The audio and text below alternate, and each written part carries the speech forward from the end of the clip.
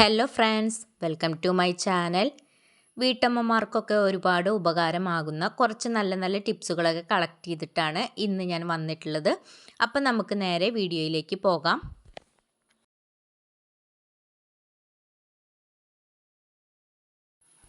ഉണക്കമീനിലൊക്കെ ധാരാളം ഉപ്പ് അടങ്ങിയിട്ടുണ്ടാവും. അപ്പോൾ ഇത് വെള്ളത്തിൽ ഇട്ട് വയ്ക്കുന്ന നേരത്ത് ഇതിലേക്ക് ഒരു കഷ്ണം കടലാസ് ഇതുപോലെ ഇട്ട് കൊടുക്കുകയാണെങ്കിൽ ഇതിലെ ഉപ്പൊക്കെ പെട്ടെന്ന് തന്നെ നമുക്ക് നീക്കം ചെയ്യാൻ കഴിയും. ഇതുപോലെ ചെയ്ത് നോക്കാത്തവരുണ്ടെങ്കിൽ ചെയ്ത് നോക്കിയിട്ട് നിങ്ങളുടെ വിലയേറിയ അഭിപ്രായങ്ങൾ കമൻറ്റിലൂടെ അറിയിക്കുക.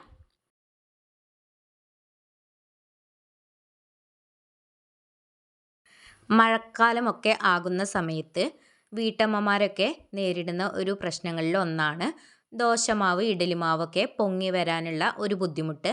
അത് മാറിക്കിട്ടുന്നതിന് വേണ്ടിയിട്ട് ദോശമാവ് ഇതുപോലെ അരച്ചെടുത്തതിന് ശേഷം നമ്മുടെ വീട്ടിൽ ഇതുപോലത്തെ ഒരു ചൂടാറാ പെട്ടി അല്ലെങ്കിൽ റൈസ് കുക്കർ ഉണ്ടെങ്കിൽ ഇതിലേക്ക് മാവ് ഇറക്കി വെച്ചിട്ട് അടച്ചു വെച്ച് കൊടുക്കുക.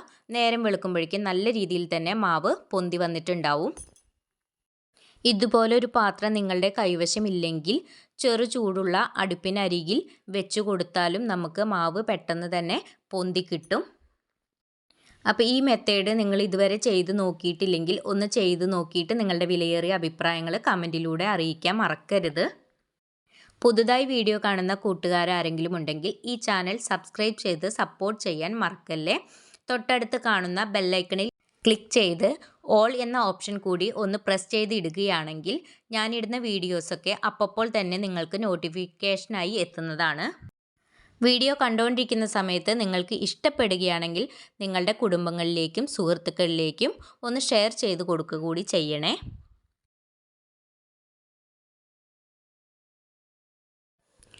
നമ്മുടെ വീട്ടിൽ കറികളൊക്കെ ഉണ്ടാക്കിയിട്ട് നമ്മൾ ചൂടാറി പോകാതിരിക്കാൻ വേണ്ടിയിട്ട് ഇതുപോലെ നമ്മുടെ റൈസ് കുക്കറിലേക്ക് ഈ ഓരോ പാത്രങ്ങളിലാക്കി ഇതുപോലെ ഇറക്കി വെച്ച് കൊടുക്കുകയാണെങ്കിൽ നമുക്ക് ആവശ്യ സമയത്ത് എടുക്കുകയാണെങ്കിൽ നല്ല ചൂടോടു കൂടി തന്നെ കഴിക്കാവുന്നതാണ്. ടിപ്സ് നമ്പർ 4, ദോശ ചൂടോടു കൂടി കഴിക്കുന്നതാവും ഓരോരുത്തർക്കും ഇഷ്ടമായിട്ടുള്ളത്. അപ്പോൾ ദോശയൊക്കെ ഓരോരുത്തരുടെ ഇഷ്ടത്തിനനുസരിച്ച് അവർ വരുന്ന സമയത്ത് തന്നെ ചൂടോടുകൂടി ചുട്ടെടുക്കുന്നതിന് പകരം ദോശ ചുട്ട് ഇതുപോലെ നമ്മുടെ റൈസ് കുക്കറിലേക്ക് ഇറക്കി വെച്ച് അടച്ച് സൂക്ഷിക്കുകയാണെങ്കിൽ നമുക്ക് അവർക്ക് ചൂടോടുകൂടി തന്നെ വിളമ്പി കൊടുക്കാവുന്നതാണ്.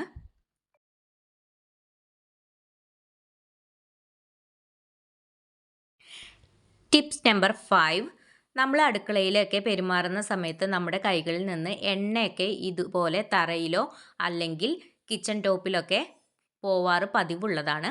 അപ്പോൾ ഇത് നമ്മൾ പെട്ടെന്ന് തന്നെ എണ്ണ പോയത് ഒരു തുണി വെച്ച് തുടച്ചെടുക്കുകയാണെങ്കിൽ ആ എണ്ണമയം പോയി കിട്ടാറില്ല. അപ്പോൾ അത് എണ്ണമയം പെട്ടെന്ന് തന്നെ പോയി കിട്ടുന്നതിന് വേണ്ടിയിട്ട് എണ്ണ പോയ സ്ഥലത്ത് ഇതുപോലെ പൗഡർ തൂകി കൊടുത്തതിന് ശേഷം ഒരു കോട്ടൻ്റെ തുണി വെച്ച് ഈ രീതിയിലൊന്ന് തുടച്ചെടുക്കുകയാണെങ്കിൽ പെട്ടെന്ന് തന്നെ നമുക്ക് എണ്ണ പോയ സ്ഥലം ക്ലീനായി കിട്ടുന്നതാണ്. വെറുതെ നമ്മൾ തുണി വെച്ച് തുടച്ചെടുക്കുന്ന സമയത്ത് ഇതുപോലെ ക്ലീനായി കിട്ടില്ല. അപ്പോൾ ഇത് ട്രൈ ചെയ്ത് നോക്കാത്തവരുണ്ടെങ്കിൽ ഒന്ന് ട്രൈ ചെയ്ത് നോക്കണേ.